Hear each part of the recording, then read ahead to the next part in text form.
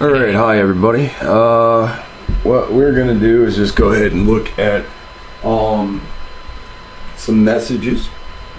Now, first message we have is down at the bottom. We have "Let us find the truth." Now, let's blow that up. It's Control or F5. It's Control. Alright. So, he said, "So far what I have found upon your request. Let us find the truth" is a researcher, and he finds great information. And what we have here is an article that shows the migration of Khazar into Japan and the lost city of Mu.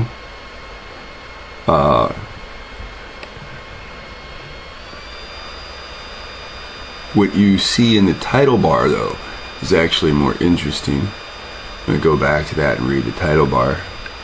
The migration of Khazar Jews into Japan, where Judaism morphed into Shinto, and the lost city of Mu. Now, a couple of weeks ago, that was sent to me, and here's another one that was sent.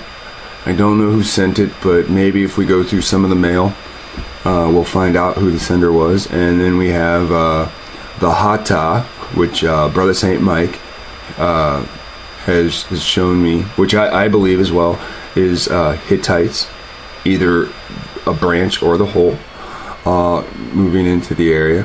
So we have two different things saying two different people moved into that area. I believe this is the same one. Here Comes the Sun, the migration of Khazar into Japan. So those are the two that I had up. Let's see what else I had up. Tenju. I was playing around in the Google Translate with Tenju, the name Tenju, trying to figure out these bird things. Here we have another one that somebody sent us. Did a Jew teach Japanese their ancient religion? And it says in Joshua chapter 17, a certain Levite was hired by a man named Micah to be his personal priest over the graven image he had made. Later in chapter 18, the priests got recruited by the tribe of Dan to be their priest and their father, and he took the graven image with him. Okay, so it says another instance is found in 2 Kings where the Sumerians were transplanted into northern Israel, and the Lord sent mountain lions to attack them, and Assyrians sent Jewish priests to teach them the manner of the God of the land to stop the attacks. And the priest taught them that they should fear the Lord, but they then had an ad hoc religious jumble serving both their old God and the Lord. It says, howbeit every nation made gods of their own and put them in the houses of their high places, which the Sumerians made, every nation and the cities wherein they dwelt. So they feared the Lord and made themselves of the lowest of them priests of the high places, which sacrificed for them in the houses of the high places. They feared the Lord and served their own gods after the manner of the nations whom they carried away from thence. Isn't that the same thing that's going on here in America? They preach God but serve Jesus, the God of what? War and commerce.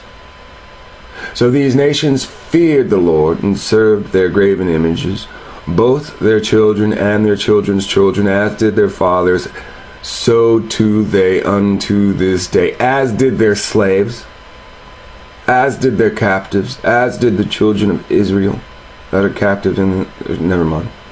Someone has compiled research, Reverend Aramasha Kubo, author of Lost Tribes of Japan, showing interesting similarities between Shinto and the native folk religion of Japan, the native folk religion of Japan, and the worship of the true God as found in the Bible. Now, isn't that interesting?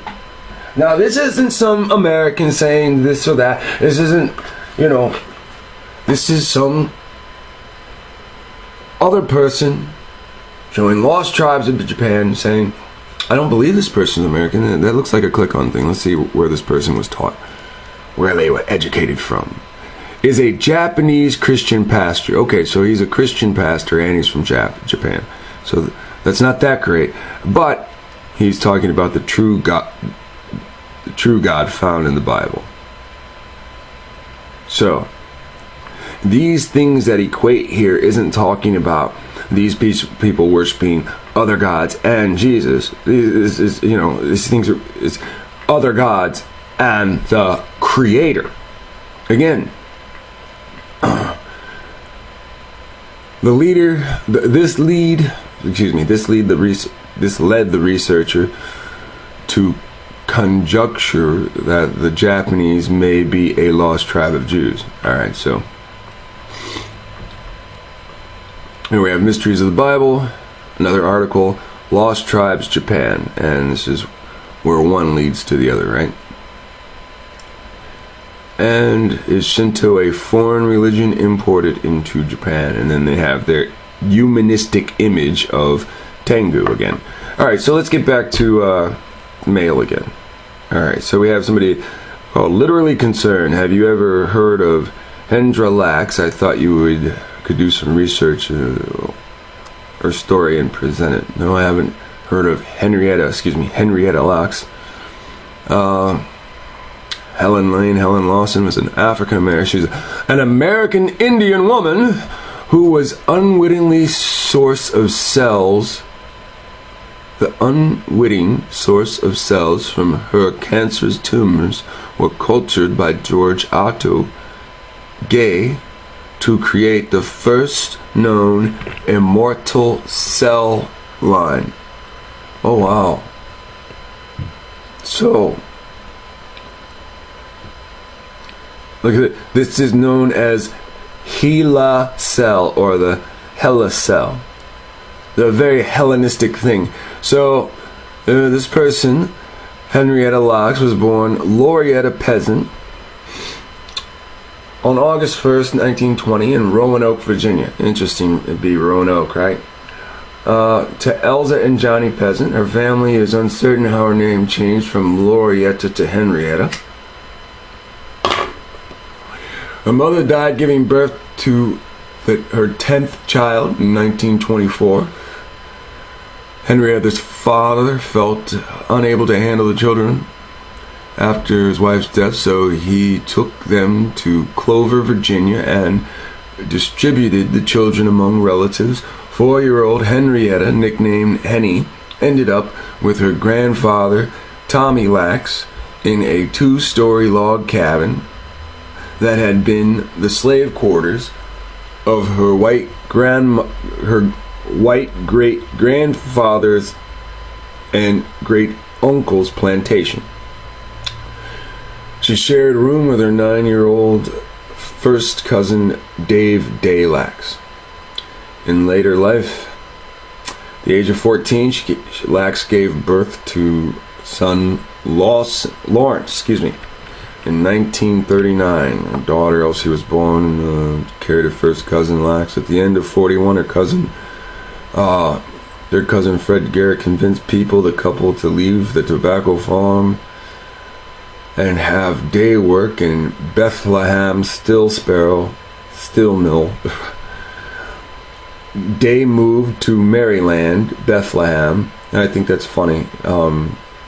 Somebody said another place is called something after this whole Jesus stuff in Maryland. Henrietta joined the children, diagnosis and death, and Lax went to Johns Hopkins Medical Center. She felt a knot inside of her. She was told her cousins about the knot. They assumed correctly that she was pregnant, but after giving birth to Joseph, Henrietta started bleeding abnormally and profusely. Her local doctor tested her for syphilis, which came back negative, and referred her to Johns Hopkins. Johns Hopkins was the only choice for a hospital since it was the only one near them that treated black patients.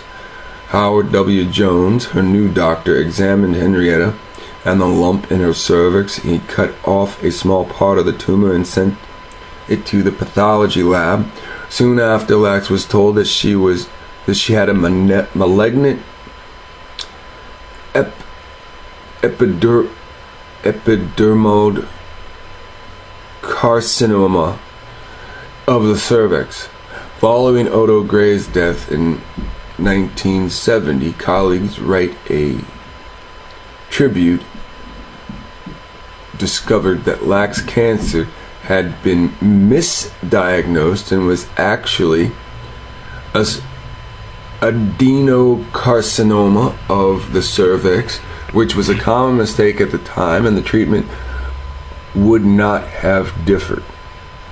Lex was treated with radium tube insert, which were sewn in place. After several days in place, the tubes were removed, and she was discharged from Johns Hopkins with instructions to return for an X-ray treatments as a follow-up. During her radiation treatments for tumors, 2 samples of Henrietta's cervix were removed, a healthy part of and a cancerous part, without her permission. The cells of her cervix were given to Dr. George Odo. These cells eventually became the HeLa immortal cell line, a common use cell line in biomedical research.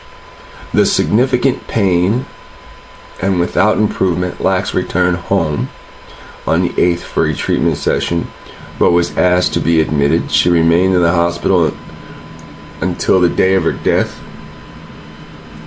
She received treatment and blood transfusions, but died of uremic poisoning at the age of 31. And what is that? What is uremic poisoning? Acute kidney injury, so the buildup in the kidney. Alright. Now, her legacy: the cells from her tumor were given to George Gay, who discovered that Henrietta's cells did something that he'd never seen before. They could be kept alive and grow. Before this, cells cultured from other cells would survive for a few days and then, of course, die. Scientists spent more time trying to keep cells alive than performing any actual test on them. But some cells from Lex's tumor sample behaved differently from others. George Gay was able to isolate one specific cell, multiply it, and start a cell line. Gay named the sample HeLa, or HeLa, after the initials Henrietta Lex's name. As the first human cells grow in a lab that were immortal, they do not die after a few cell divisions. They continue to divide. So what you're talking about here is rejuvenation. This is why it's called an immortal cell. When you watch those Wolverine movies and they show you how Wolverine replenishes his skin after it's been ripped, or his flesh repairs itself even when it's burnt down to his metal bone, it would be an immortal cell that duplicates or replicates itself until it creates the original specimen. So demand for HeLa's cells quickly grew since they were put into mass production. So wow. Henrietta's cells have been mailed to scientists around the globe for research into cancer, AIDS, and effects for radiation and toxic substances, gene mapping, and countless other scientific pursuits. HeLa's cells have been used to test human sensitivity to tape, glue, cosmetics, many other products. Scientists have grown some 20 tons of her cells. So if you take one human and you take one microscopic cell and start regrowing it, it is now the size of 20, or the weight of 1,000-pound cars. Since everybody knows cars weigh a couple of ton, cheap cars weigh around 1,000 pounds. They've grown about 20 cheap cars worth of her flesh.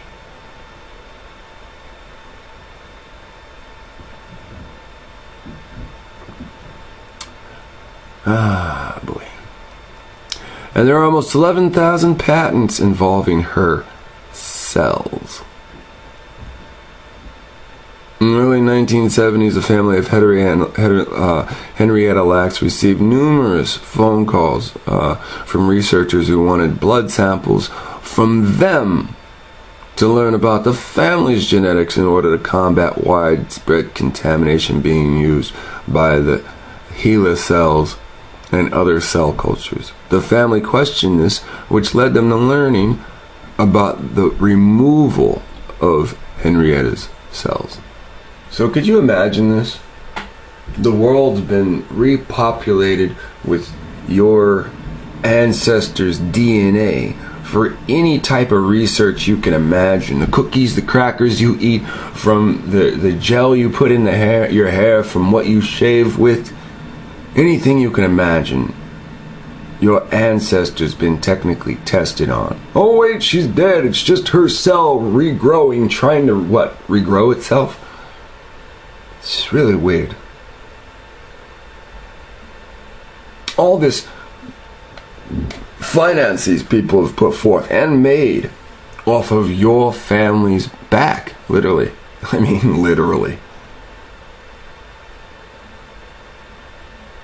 And then they call you the live DNA sample and they fucking want more. I mean, talk about a pound of flesh. You know, like, they've grown it into 20 ton.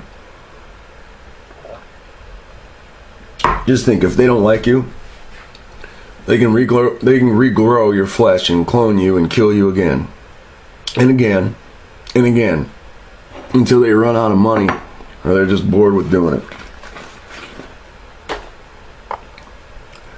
Recognition. How do you give somebody recognition for illegally taking someone's cells without them knowing? And oh boy. Yeah, well, thank you, literally concerned. All right, next we have Chazawa Banyashrala. And he says, Shalom, please watch the teaching, and once you verify the info, please send it to all the Israelites you know as well. Thawada Shalom. And he leaves a link. And this is called The Lesson. Part 1. Olmecs, Toltecs, Natchez, Igbus, Bantus, Black Caribs, Negroes equal Israelites E1B1A. I'm not sure about the E1B1A because they push that towards Africa, but if we're all linked through E1B1A, we're just all linked through that categorization. Gotta get around that, huh? But again, I'm not sure about E1B1A. I am sure about this half of the sentence. This is the main lesson. This has been the lesson. To keep teaching us we're Africans is insane. Now he says listen to Mongols, Tartars, Aztec, Incas, Indians are Aztec. See, now that's just silly, because Well, we'll just, this video exists. Watch it if you want. Olmecs are conquered. From my studies, Olmecs are conquered by the Israelites, who are called the Black Chinese. Hence, we are called Afro-Asian. You're on the right track. You have Aztecs over here. Montezuma is an Aztec king. When you go back to the image that's presented in the 1600s, it is a Negro image. So as Negroes are titled over here with everybody else, the Aztec should be titled over here. The Aztec, the Toltecs, nobody knows what happened to them, and the Aztecs started living on top of the Toltecs. So again, the Aztecs should be over here, and the Aztecs are considered Indian, and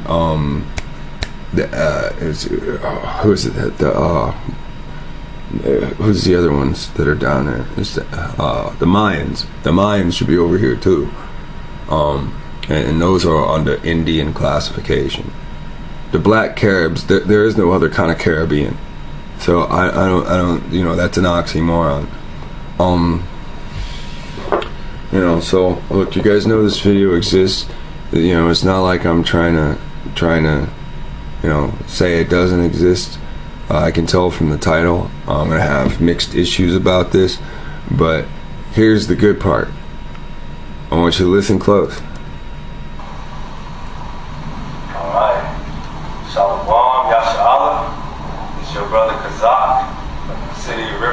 California. So they're in Riverside, California. So that means out in the west of this nation, they're starting to get the message, because this is the lesson. This is the lesson that they're teaching. But again, what happened to the Olmecs? They were overthrown, and you're told even through Afrocentric teachings, they melded in with the Mayan and the Aztecs, showing that the Mayan and the Aztec were related to some degree, but you can't tell unless you read their own language, and that's something I can't do right now. So I'm gonna leave that as it is. Take this off, the Henrietta stuff. I'm gonna take that off, and that is Chazza. Start. City of Riverside, California. Alright, we're going to be going into a study addressing the true descendants of the children of Israel, where they are in the earth today, who they were, and also fulfilling some prophecies of their dispersion. And we're going to be clearing up a lot of lies concerning the 10 tribes. Alright, so if you want to take some time and watch that, it's there for you. As Persian says, check this out. Encourages some folks to learn about their own black history. So here we have a 9-minute video, and it is the truth of how slavery really ended in America. That's the name of the video. Black history is taught like this. You started off as a slave, then white folks felt bad and decided to free you. Then civil rights legislation made you equal. And finally you achieved victory with Obama's election. The end. Of course that is ridiculous. That is the white supremacist version of black history. The end result of this miseducation is that black children are separated from their own people's legacy and historical achievements. Everybody in the world has the right to draw inspiration from their own people's legacy. And this right is robbed from black children because their history is actively hidden, distorted, and replaced with make-believe. For this video, we will carefully cover the facts on how black people became liberated from American chattel slavery. The miseducational system has taught us 3 gigantic myths about the freeing of the slaves. The first myth is that there was only some slave rebellions here and there, but not any kind of large-scale military resistance to slavery initiated and carried out by black men. The second myth is that any slaves who wanted freedom basically fled north to be granted freedom. The third myth is that the Civil War was the primary event that ended chattel slavery. The reality is that there was a series of battles, revolts, and rebellions that lasted from 1739 to 1858. This was the Gullah Wars. That is more than 100 years of warfare totally hidden from the American history books. A lot of this history was disguised as the Seminole Wars. First of all, the Seminoles were not a real Native American tribe. They were Native Americans allied with and often led by black Africans. Seminole literally means runaway. Maroon means fugitive. Gullah refers to the black Africans. The Emancipation Proclamation was a staged event, and it was designed to stop and historically hide the self-liberation process of Africans in America. Africans were brought into the Anglo... Yeah, well, here you have this history lesson here, if you want to see it. And still pushes that you're African, you know. Again, your forefathers signed the treaties, and this is the point of misleading you every step of the way. You know, I don't think that person is trying to mislead you, and the movie, I mean, the video is pretty good. I watched it a couple weeks ago. In fact, it gets better. And then the next thing I show you, it's going to get better and better. American New World Order, and many of these Africans maintained the goal to kill, crush, and destroy white supremacy. 1739. See, I told you that shit gets better. Were brought into the Anglo-American New World Order, and many of these Africans maintained the goal to kill, crush, and destroy white supremacy. See, this doesn't mean kill, crush, and destroy white people. This has to do with white supremacy. Now, I can't help that racist white people will defend white supremacy with their lives. But with white supremacy going on, that means that black lives do not matter. I think that's ironic that that title is used with them. 1739, the Gullah War begins. Carolina was about to pass the Security Act, which would require whites to be armed more often to prevent a slave uprising. So the slaves decided that this was the time to strike. About 20 of them went to the local store, stocked up on guns and ammo, killed the shopkeeper, and began the Stono Rebellion. The rebels marched, and as they marched, their following grew larger and larger. They chanted out liberty as they marched, chasing the slave owners, killing them, and burning their houses down. After the rebellion, South Carolina passed the Negro Act, which prevented a future rebellion by limiting the rights of the slaves. From that point in time until 1812, the Gullah were fighting continuous battles against the state militia in Florida. Spain was fighting against the American colonists for land in Florida. The Spanish started arming the Gullah and providing them with military training.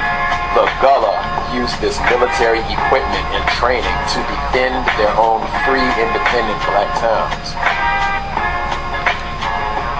The first black town in North America was called Garcia Real de Santa Teresa de Mose. It was built by the black man and officially recognized later by the Spanish Lieutenant General Montillano in 1738. This black town was a place that slaves could escape to have their own land and receive military training. 1814, Andrew Jackson defeated the Native American Cree of Fort Jackson, which basically stole their land. He imposed on them the Treaty of Fort Jackson, which basically stole their land. Andrew Jackson defeated the Native American Creek Confederation. He imposed on them the Treaty of Fort Jackson, which basically stole their land. Now, where's Fort Jackson? Now, you'd have to ask, if these motherfuckers is from Africa, how is it their land? You were already here in America when they came. So Chief Saka Foca led thousands of his warriors to Florida and joined forces with the mighty Gullah Nation. The so-called Indian Wars were actually the Gullah Wars. General Thomas Jessup said, "Throughout my operations, I found the Negroes the most active and determined warriors, and during the conferences with the Indian chief, I ascertained that they exercised an almost controlling influence over them. This, you may be assured, is a Negro and not an Indian war." Did you hear that? It was a Negro war, not an Indian war. You asserted control over the other nations as generals. And this is why they spend so much goddamn money into influencing you to killing your fucking selves. Now you got poor white people imitating you. I'm down, nigga. Now you got all these Babylonian nations over here. I'm down too. Down for what? They're telling you they're down for the goddamn rebellion, and they don't even know that's what they're telling you. They're down for you leading them. Up against what? White supremacy. Even white supremacy puts the poor white man in the shoes of the black man. When the black man is removed from a building, the other nations feel that void. They're just a Mexican. Ew. They're just a spick. They're just an Irish motherfucker. They're just... Ew. What do they call them? All the nicknames that the prominent white European has for every other race. Well, when you take the black out of the equation, that's what happens. And this is why these people that have been downtrodden and poor are saying to you constantly, I'm down. For when you rise up, you don't even know what they're telling you. You think I'm down to smoke or drink. You say, hey, you want to drink? Yeah, I don't drink. But I'm down. And you still don't know what the fuck they've been telling you. These great white generals said, oh my God, the fucking worst thing to ever fight in the world is the black man. So Chief Sakafoka led thousands of his warriors to Florida and joined forces with the mighty Gullah Nation. The so-called Indian Wars were actually the Gullah Wars. General Thomas Jessup said, throughout my operations I found the Negroes the most active and determined warriors, and during the conferences with the Indian chief, I ascertained that they exercised an almost controlling influence over them. This, you may be assured, is a Negro and not an Indian war. 1816, the Battle of Negro Fort. Negro Fort was a structure built by the British and occupied and led by black Gullahs. Andrew Jackson ordered Colonel Clinch to destroy Negro Fort. After they destroyed Negro Fort, Andrew Jackson ordered the torture of the leaders and the enslavement of the black captives. This was a historical turning point in Gullah military. Did you see that? What's that? Is that Fuertes or is that F or P? Puertos Negro or Puertos Negro? Leaders and the enslavement of the black captives. This was a historical turning point in Gullah military strategy. The Gullah leaders who escaped decided that they would never again use the British strategy of fighting from a fixed fortified position. They decided instead that they would return to using the traditional Gullah method of guerrilla warfare, which involved striking and vanishing.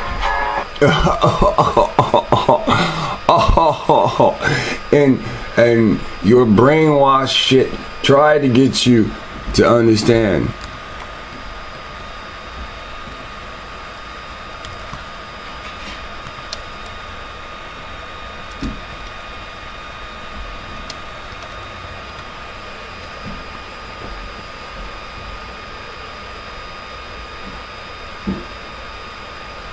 They tried to show you over and over again. You didn't want to hear the shit they had to say. You just wanted to act like them. You want to hear what they actually had to say.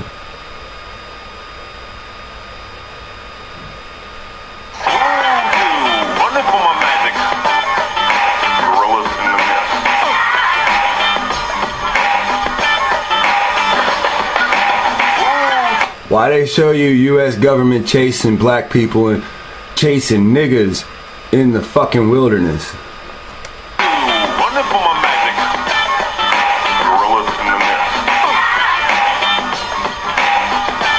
I mean, you guys don't get it.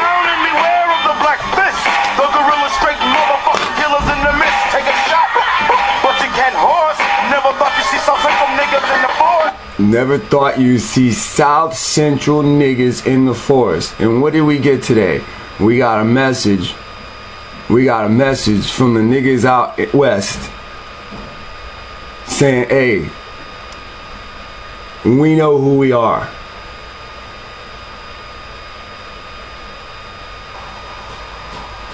Alright. Shalom, Yasha Allah. It's your brother Kazak from the city of Riverside, California. Where's South Central? No, I don't know. I'm starting to see life imitating art. I'm not sure.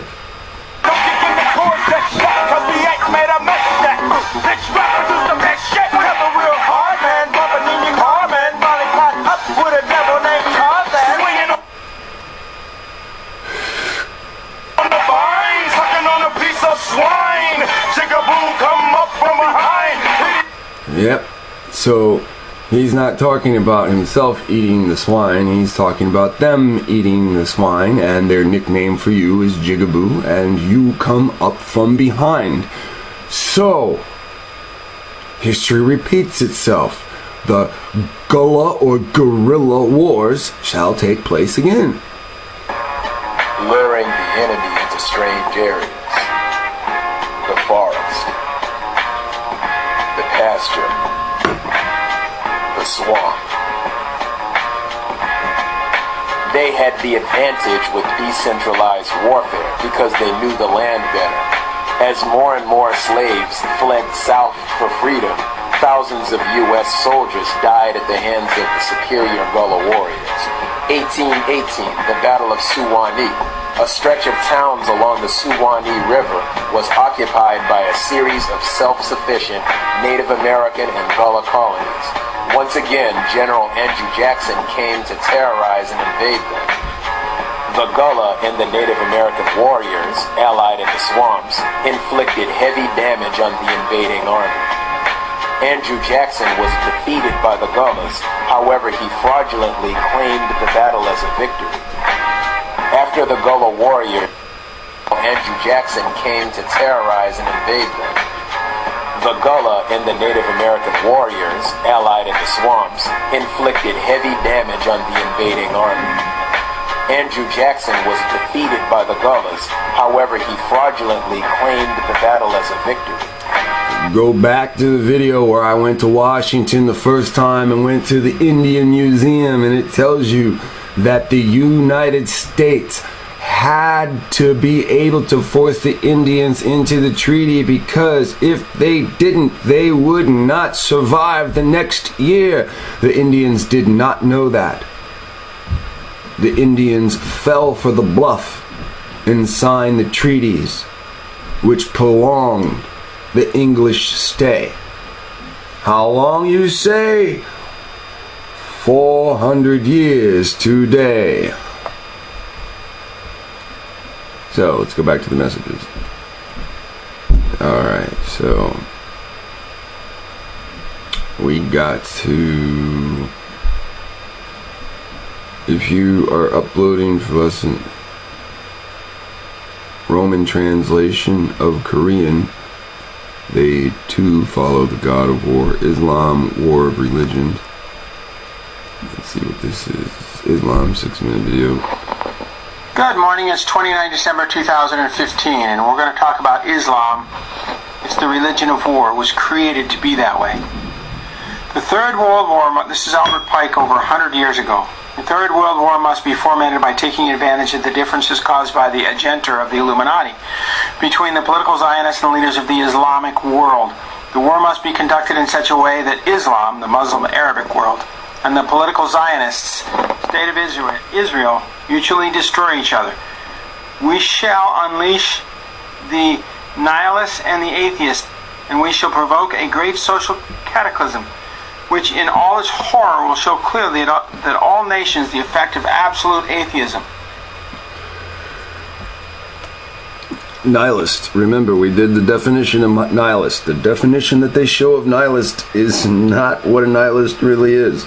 A nihilist is a form of capitalist, someone that uses their wealth to transform themselves so that they are better, stronger, or more powerful than the average person. Today, you call those people superheroes or supervillains. That is a nihilist. When you look at the bat, or the things that the bat fights, like Ra's al Ghul combining sorcery to martial arts to make himself a better, stronger fighter to what? One day rule the world and destroy. That is a nihilist. Origins of savagery and of most bloody turmoil, then everywhere the people will be forced to defend themselves against the world minority of the world revolutionaries and will exterminate those destroyers of civilization, and then the multitudes disillusioned with Christianity, whose spirits will form that moment without direction and Okay, now look, this is the writings of Albert Pike.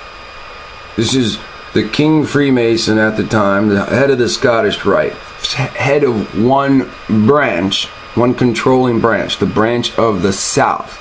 So this is the head of the South writing this quote-unquote wicked prophecy. In this prophecy, he is telling you multitudes are delusioned with Christianity. Now you must understand, this is another person that has to bow down to the Pope. Christianity believes that God had a son with a fairy tale woman, and that this son is worth worshiping more than the one that created this son, or even us. That is Norse mythology of worshiping Thor over Odin. That has nothing to do with your Hebrew Bible. The Hebrew people wrote the Bible. They were the spokespeople for the Creator. The New Testament is the Greeks writing in place, the Romans writing in place, not Hebrews. They tell you the food laws are done away with. Aren't they the same ones that tell you that they overthrew the temple and forced everyone by sword to what? Eat a pig, which goes against food laws? Are they not telling you that they changed the law with the sword? Does the Bible not say that the world's given to the hands of the wicked? Christianity is wicked. It is delusional to think it is righteous. Multitudes are delusioned with Christianity. Leadership and anxious for its ideal, but without knowledge where to send its adoration, will receive the true light through the universal manifestation of the pure doctrine of Lucifer, brought finally out into public view. A manifestation which will result in a general revolutionary movement which will follow the destruction of Christianity and atheism, both conquered and exterminated at the same time. Do you understand that? Atheism being destroyed at the same time. Lucifer himself will be here and will force people that choose not to worship anything, he'll just kill them. We are at that point in history. It doesn't matter if it's 3 months, 3 years, or 30 years away. when God's looking down, it's still the same bracket of history. We have a chance to sculpt our part. We don't have to stay asleep. We don't have to let the next generation be forced to walk into the wilderness. It can be this generation. We don't have to be the people that war with these savages.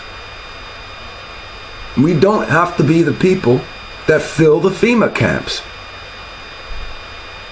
We don't have to be the people they're fighting over in a new civil war. All we have to do is leave. We can leave individually. We can leave as a group. We have willpower. We can leave. We don't have to wait for delusional Jesus. We don't have to wait for the real Messiah to come and destroy everything and expect for him to set us aside while everything around us is being set on fire. We can just leave. We can close our accounts. We can end our debt and leave. These are the hopes of the Masons. To that end,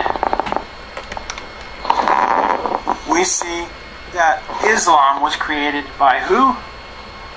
Roman transliteration of the Holy Quran. The Arab League of Nations uses the Roman laurels as their flag. So what did they create? At first, they followed the Old Testament. That was good. But Muhammad died and his brother took over. You've got to be able to lay down the Old Testament so that man can have faith in something. That's how it all starts.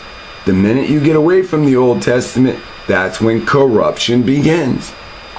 And I believe he rewrote much of this. And that's believed by many people in Islam.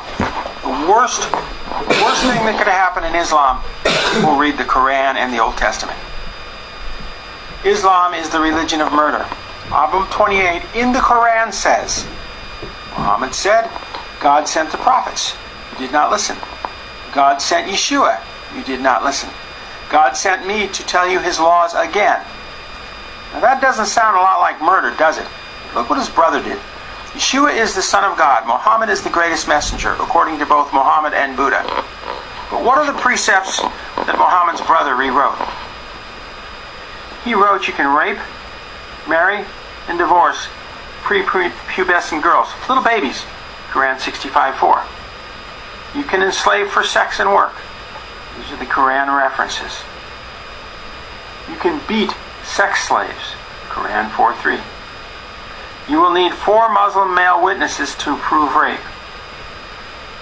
Kill Jews and Christians if they do not convert or pay the jizya tax. Crucify and amputate non-Muslims. Well, that's not too much difference than Christianity, except for number 5. Get rid of them. You don't need them. A Muslim is a Mohammedan, one who follows Muhammad. But I don't think Muhammad wrote many of these laws. You will kill non-Muslims to receive 72 virgins in heaven.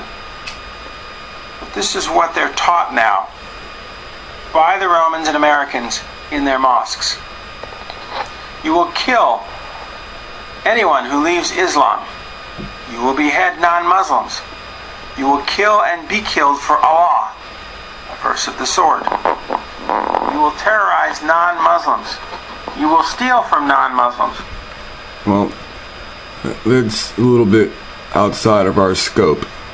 But we can see that's nothing to do with what we read, teach, or study. So, Sister Warriors sends us this. Hope you and your family doing well. I saw this and thought I would send it along. It's a place called Moab. Okay, now buckle up your seatbelts. If you're if you're not buckled in, you're gonna need it right now, because this is breathtaking. Let's discover Moab.com. Discover Moab. This is your biblical Moab. Negro Bill Canyon was named after Will Ganstaff, a black prospector and rancher who grazed his cattle here during the late 1800s. It is a lovely canyon cut into the Navajo sandstone by a small perennial stream that begins about 6 miles from the southwest shore of Colorado. Blah, blah, blah, blah, blah, blah. Hiking length is 2 miles. Attraction is a year-round stream in Scenic Canyon, Morning Glory National Bridge, which spans 200 and here's a picture of the natural bridge. You can see, it's suspended over ground. You can walk over that, and it's kind of interesting, because it's Discover Moab. And this is in Utah. I tell you to read the Bible and think about America, and you tell me when I'm drunk.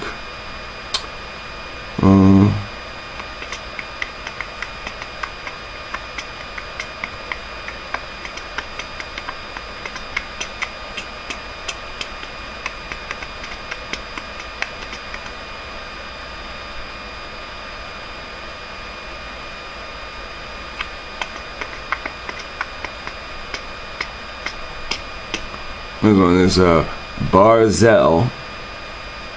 Barzel is Hebrew for iron. Sure sounds a lot like Brazil. It's kind of interesting. So it describes as the land stones are iron. What is the origin of the Hebrew word iron? It's Barzel. Alright. Please, okay, we gotta let us find this truth. Says please view. Hey everyone, this is the last video for today for Saturday, December 12th. What the This is Race for Survival, and this article I left off with this one in the last video. And this article I actually was going to cover it about a week ago. And it's just funny how it always works. It's like it'll be like one of the most important articles that I wanted to include. I'll just kind of skip over because I have like 30-40 tabs sometimes up here, and I'll just accidentally talk and I'll skip it. But for whatever reason I didn't get to this and I forgot about it, and then thank God White Genocide Project they posted it. So I'll go through it a little bit more here. French court rules that the native white French do not exist. It says here it all started in 2010 when a rapper and a sociologist joined forces to publish a book and CD both titled Fuck France, the General Alliance Against Racism. Now, you see what this picture shows?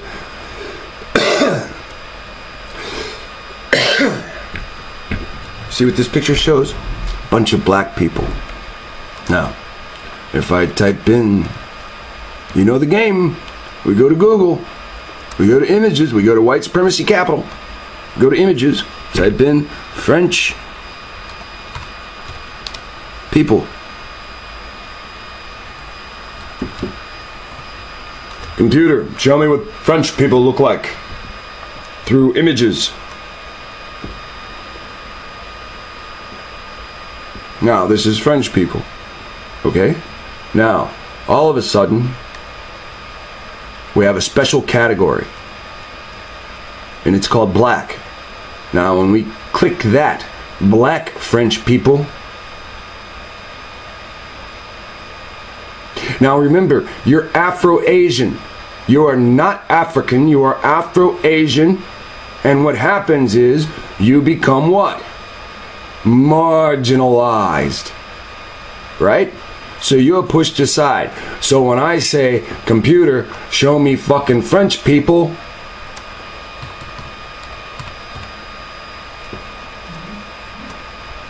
the computer says, white supremacy rules, fuck you. So what did the court say? Because I'm still in America. So that means I'm still an American, so I'm viewing from an American system point of view. Now watch this. Apologists joined forces to publish a book and CD both titled Fuck France, the General Alliance Against Racism and for the Respect of French and Christian Identity, took them to criminal court in Paris and charged them with public insult and incitement to discrimination, hatred, or violence. That's usually reserved for stuff against minorities, again, by white people. So after 5 years, the court finally came to their verdict. It claimed that white people are not considered native to France under French law, so they couldn't be found guilty. The court said that the native French as a group does not... Under their own law, under the own white supremacist law that they rule over these black people with, they're not even French. Cover any reality, legally, historically, biologically, or sociologically. Let's hear that again. So, after 5 years, the court finally came to their verdict. It claimed that white people are not considered native to France under French law, so they couldn't be found guilty. The court said that the native French as a group does not cover any reality, legally, historically, biologically, or sociologically. Listen to that. Legally, historically, biologically, or legally, historically, biologically, or listen to that. Claimed that white people are not considered native to France under French law, so they couldn't be found guilty. The court said that the native French as a group does not cover any reality, legally, historically, biologically, or sociologically. So what are these people? They're a people group that are what? What exactly do the Palestinians call the Israeli over there? What do they call them? Can't think of it right now. Oh man. Occupiers. So that means a foreign occupier is sitting around in France calling themselves native to France, calling themselves French people. And that kind of goes off of what I said before and what I'll continue to say, is that our existence offends others. So Europeans or whites' existence... Go home!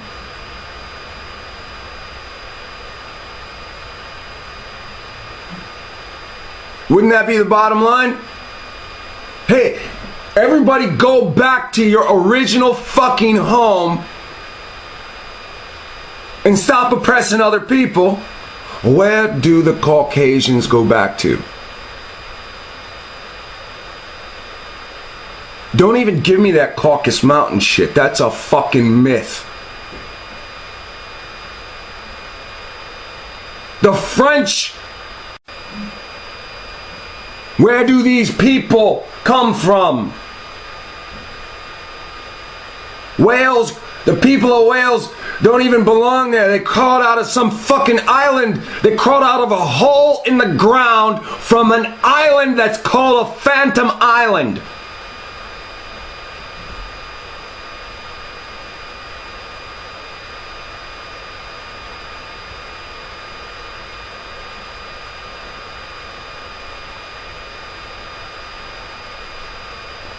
It's offensive to others. So anytime we try to assert ourselves as a group that we do exist, we do have rights, that is interpreted by non-whites as supremacism. You do have rights. Go home. Go home. And exert your rights on yourself.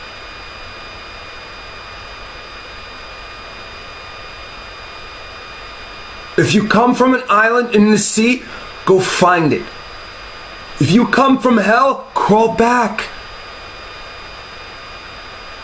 More wars. More wars in the years of white supremacy than ever found on the earth combined.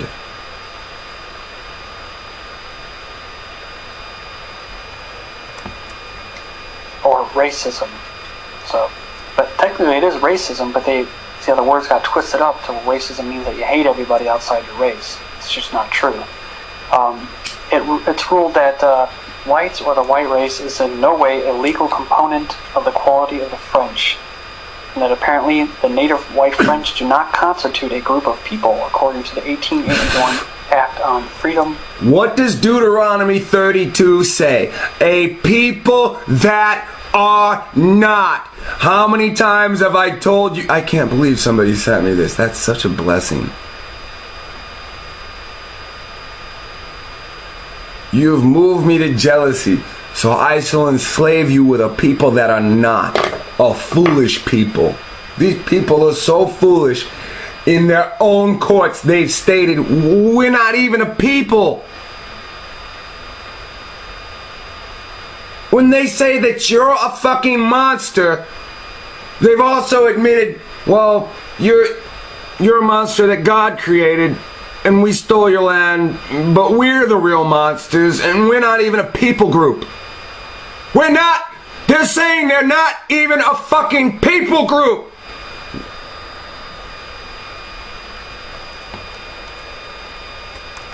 Twisted up to racism means that you hate everybody outside your race. It's just not true.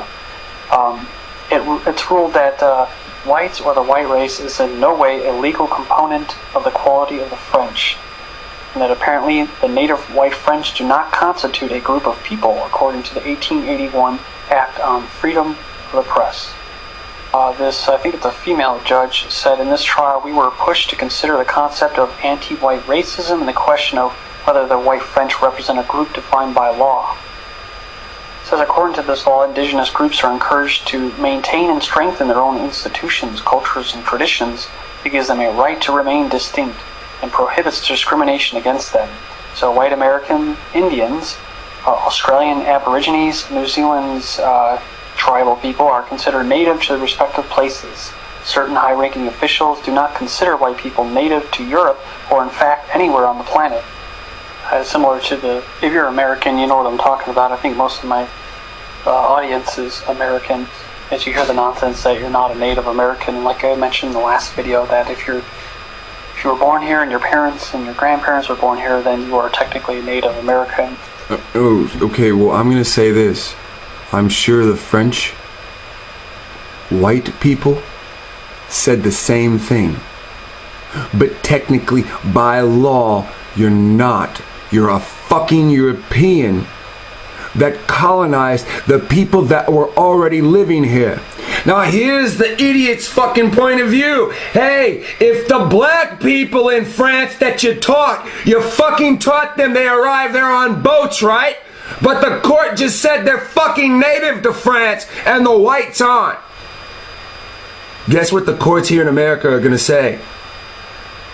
They're going to say the blacks here are native and that the whites aren't. That the whites aren't American. That they're European. But then when it goes back to what homeland are they from, they become what? A non-group. A people that are not. Do you see how the Bible is constantly based on the court's decision in the wicked land? Even the decision about Emmanuel and the government always being on his shoulder. Anybody know how that little boy in Kentucky's doing right now? And then you go and take it a step further and say that, well, okay, let's say, well, I'm not native to here. Well, we fought for this land, right? And you can even say that all of the non-Europeans that are flooding into Europe and eventually here to the United States, if they displace us and they gain political control, well then good for them, because you know what? We were defeated, and so we can't bitch and we can't whine. Sorry for the profanity, but you can't anymore because we will have done it to ourselves. I'm sorry. There are people that get paid a lot of money when their sports teams defeated. That bitch and whine. All right, can you can bitch whine about some things, but you can't bitch and whine about your land being taken from you. We didn't lose the land in a war. We shared our land in a contractual agreement which you broke. See, you've been taught a very biased perspective of history. We allowed you. You fucking came here starving. For some reason, you never leave that out of any story. The Pilgrims couldn't hunt. The Pilgrims couldn't plant food. The Pilgrims came over and started eating themselves. How does anybody fucking forget this?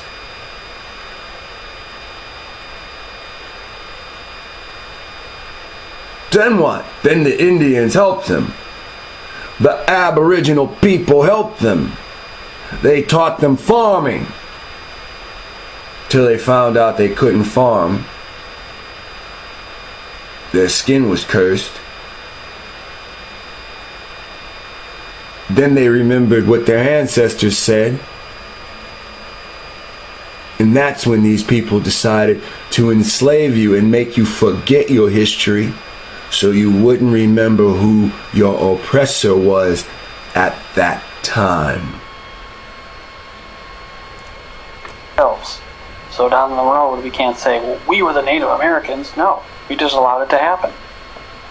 You know, the Native Americans, as they call them, were fighting each other. And then all of a sudden, they were fighting this big group called Europeans.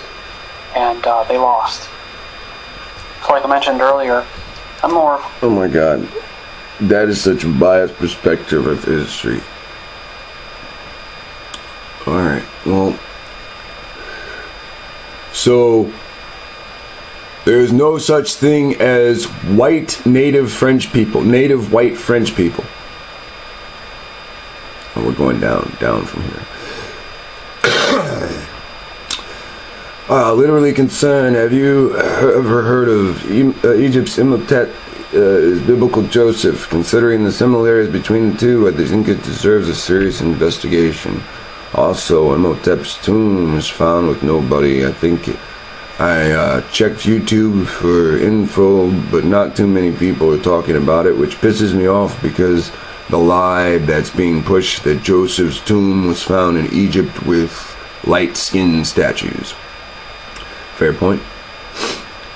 Darlene, hi, Lex, wondering if you had any interest, you or this guy, let us find the truth, had already passed this on to you. The Rhineland bastards who put to death in Germany camps. Also, I found this by Audrey Fishner.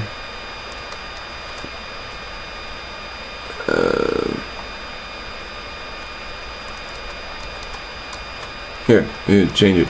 American people.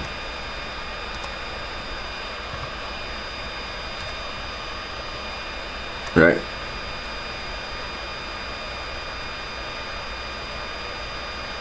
Oh, Google knows what I'm looking for, so they're gonna play with me.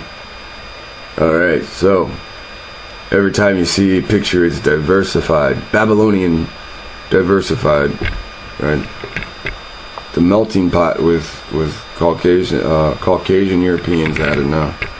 So, of course, if you type in American Indian, you're not going to find yourself there either.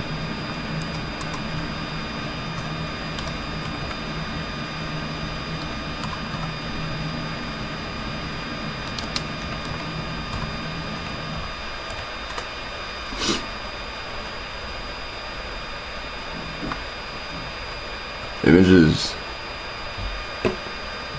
Alright, now, here's where the game is played.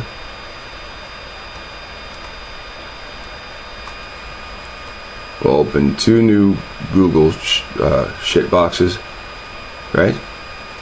And one we'll just say black.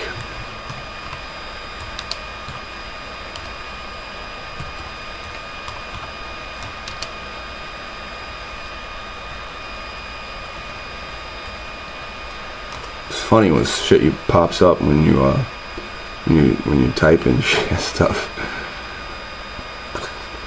Okay, so type in black American people, and then all of a sudden, you can truly find black people, right? Now, type in American Indian, and this is what you see, right? And then you go to the new window, and I'm just going to do the same thing. Black.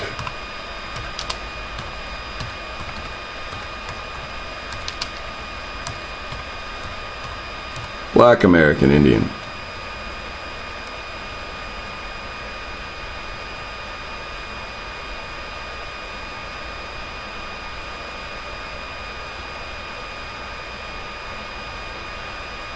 Now, you do see darker skinned Indians and you see black skinned Indians here. Now, here I'm going to present a question. How come I have to hit black, type in the word black, to see dark skinned American Indians? Or black people that are classified as American Indians? When I type in American, why do I have to type in black American to see black people? And this is the same thing that happened in France, but the what? The rapper, and social activist or socialist, however he was self-titled, or however the population titles him, he fought back.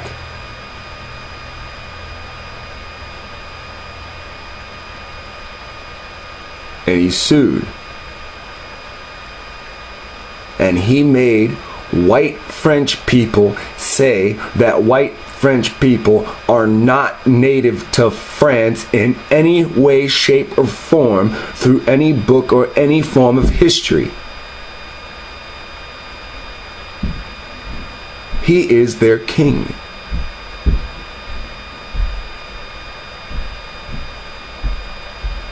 For Europeans not even immigrating to North America.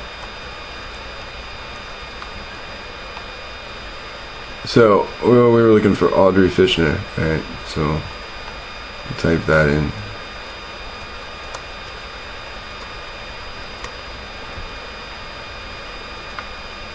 Yeah, what am I looking for again? I'm looking for Island Bend. Also, I found this by Audrey Fisher. Picture worth fathom, where the brown-skinned boy wearing swastika, Germany. Story of does not begin to tell the story of remarkable life of J. Massaquoi. Mr. Massaquoi's former manager, editor of Ebony magazine, has now told the story himself in his new book, Destined to Witness Growing Up Black in Nazi Germany. And let's just type that up, Destined to Witness. And see if we can see this image that she wants us to see.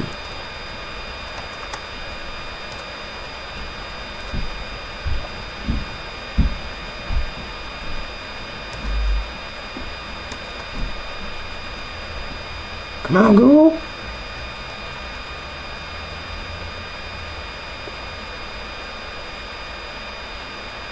Okay, so there's a richer picture down here.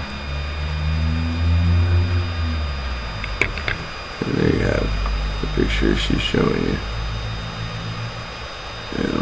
I can't tell if these other kids have the swastika on them, but you can see that the young man does. And he tells you, this is a book destined to witness, and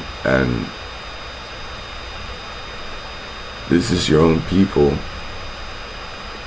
telling you his story in Nazi Germany.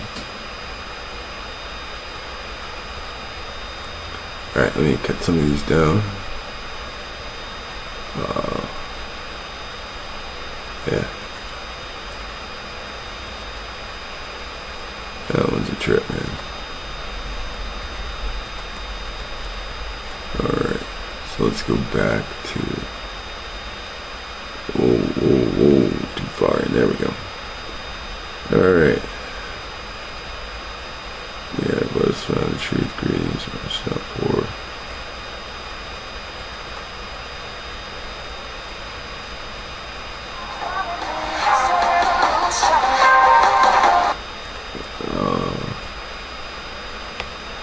Alright, so I guess that's most of the private messages that are pretty good that we haven't covered lately.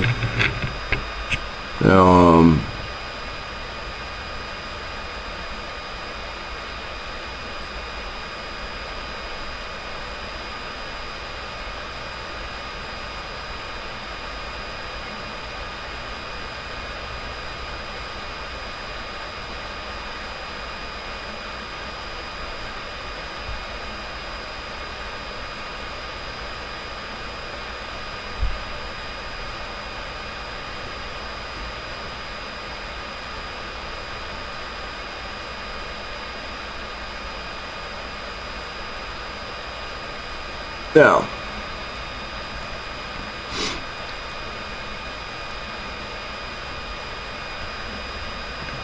I was looking for a comment that was kind of like this. It was short though, short and sweet. It says, Lex, I was reading 1 Maccabees chapter 13, 28 and 29, and stated that the last son of the Maccabees built 7 pyramids facing each other, and it made me think of the Valley of Mexico and Tikal and Teotihuacan, and how looking at the pyramids with images of people in suits and ships on them, the FM elephant remains in the Alabama, and the Black Belt area, an elephant remains in Mexico, not mammoth but actual elephants.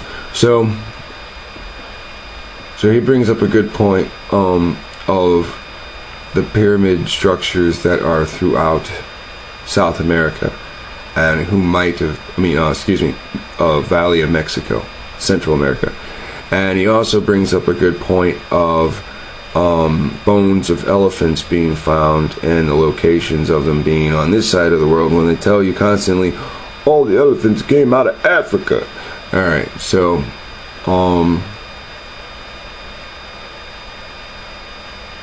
thanks. This person thinks I'm a loser, and then, gotta love that.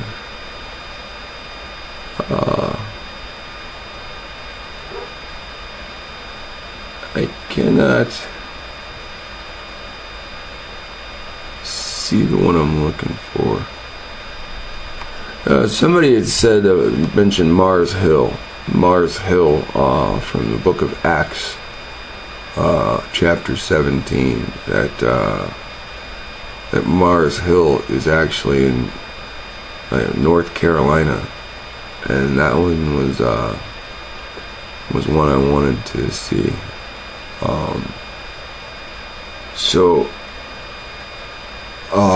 Another thing, if there are people that are of Spanish descent, I was wondering if while you're watching you might know of this. I work with a guy from Durango, which is South Mexico, and he tells me, we were swapping information, and he tells me about the Aztecs had a song, or the Mexicans have a song about the Aztecs, where in the song it talks about that the Aztecs were the youngest of the 12 tribes, or something of that nature. But it stated that it's a Mexican folk song, So if anybody knows about that, gladly share, and send us a message. There are lots of interesting messages. There wasn't too many that I wanted to highlight, except for the men on the East Coast, the men on the West Coast, going over their lesson. I have not watched the lesson yet. I can't say that I agree with everything in the lesson, but I think it's wonderful that they understand their heritage. That's the important thing. You know, does it truly matter if we mix up all these ancient cultures and can't figure out if they're Israelites or not? Well, no. Not really. Right now, our battle is white supremacy and separation from it. Now, we can pretend our battle is physical, but it's truly mental. We need to be able to separate from this system. And although it is a physical battle of leaving, it's truly the mental battle. Things that are comfortable keep us anchored. When you and someone you are dating, when everything is uncomfortable between you two, you usually break up.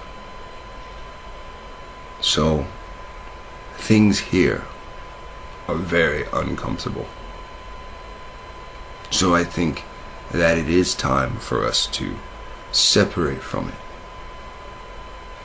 You know, I understand a lot of people have different opinions, but the more we talk about it, I'm going to try to show you different people's opinion where they say the exact same thing. Separation is best. Other gods and Jesus. This is, you know, these things are, it's other gods and the Creator. Again, this led the researcher to conjecture that the Japanese may be a lost tribe of Jews. All right, so here we have Mysteries of the Bible, another article, Lost Tribes, Japan, and this is where one leads to the other, right? And is Shinto a foreign religion imported into Japan? And then they have their humanistic image of Tengu again. Alright, so let's get back to mail again.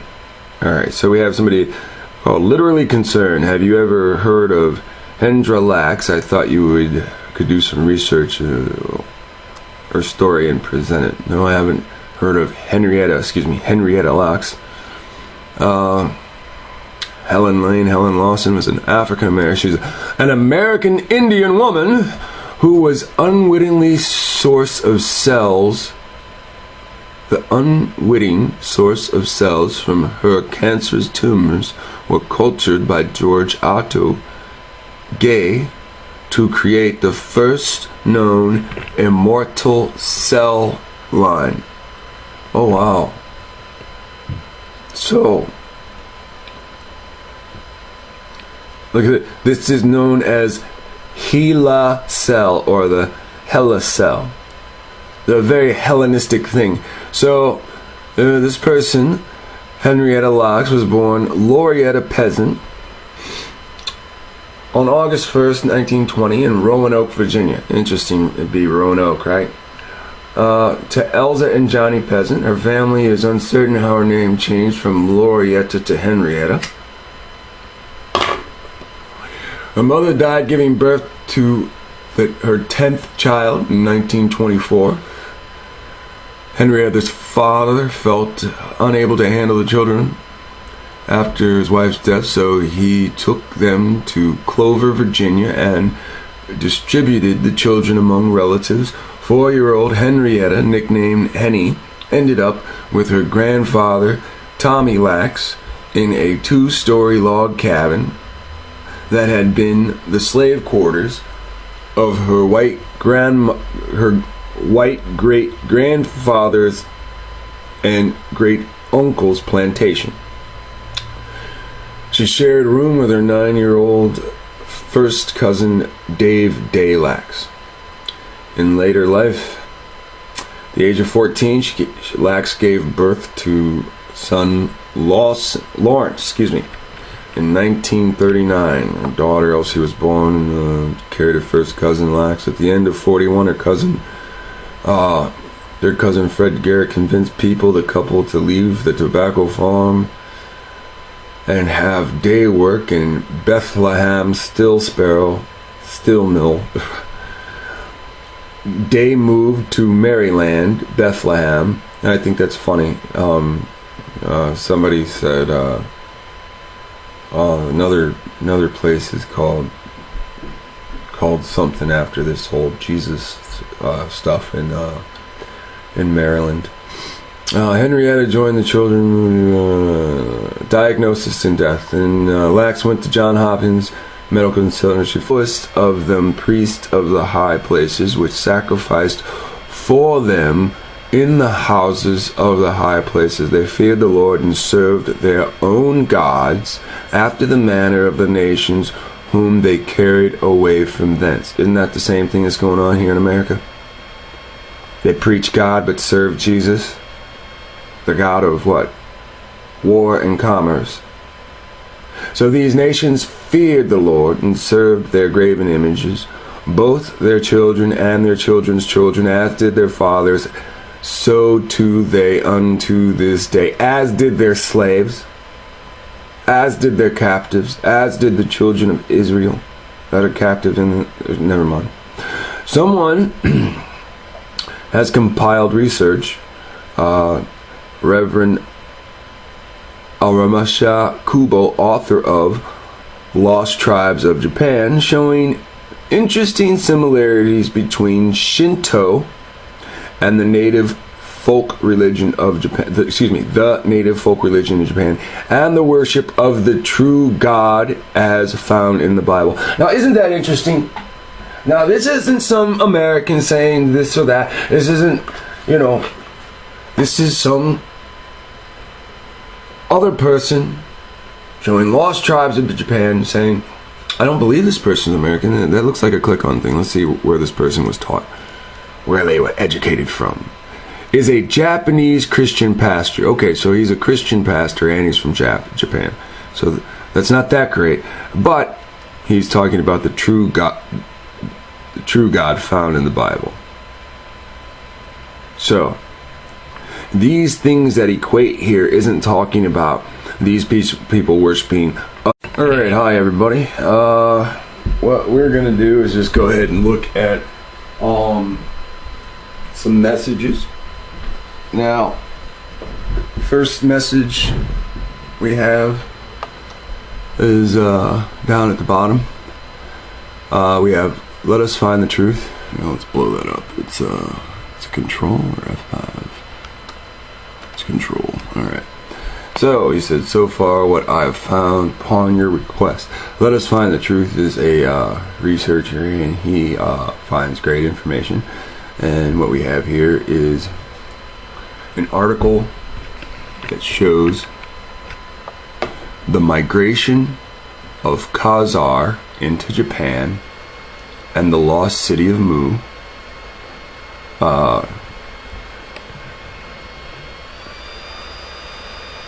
What you see in the title bar, though, is actually more interesting. I'm going to go back to that and read the title bar. The migration of Khazar Jews into Japan, where Judaism morphed into Shinto, and the lost city of Mu. Now, a couple of weeks ago, that was sent to me, and here's another one that was sent. I don't know who sent it, but maybe if we go through some of the mail, we'll find out who the sender was. And then we have the Hata, which Brother Saint Mike has shown me, which I believe as well is Hittites, either a branch or the whole, moving into the area. So we have two different things saying two different people moved into that area. I believe this is the same one. Here Comes the Sun, the migration of Khazar into Japan. So those are the two that I had up. Let's see what else I had up. Tenju. I was playing around in the Google Translate with Tenju. the name Tenju, trying to figure out these bird things. Here we have another one that somebody sent us. Did a Jew teach Japanese their ancient religion? And it says in Joshua chapter 17, a certain Levite was hired by a man named Micah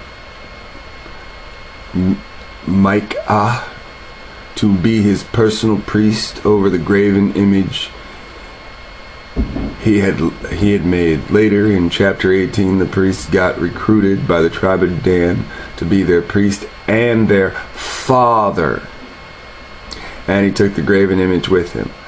Okay, so it says another instance is found in 2 Kings where the Sumerians were transplanted into northern Israel, and the Lord sent mountain lions to attack them, and Assyrians sent Jewish priests to teach them the manner of the God of the land to stop the attacks. And the priest taught them that they should fear the Lord, but they then had an ad hoc religious jumble serving both their old God and the Lord. It says, howbeit every nation made gods of their own and put them in the houses of their high places, which the Sumerians made, every nation and the cities wherein they dwelt. So they feared the Lord and made themselves of the low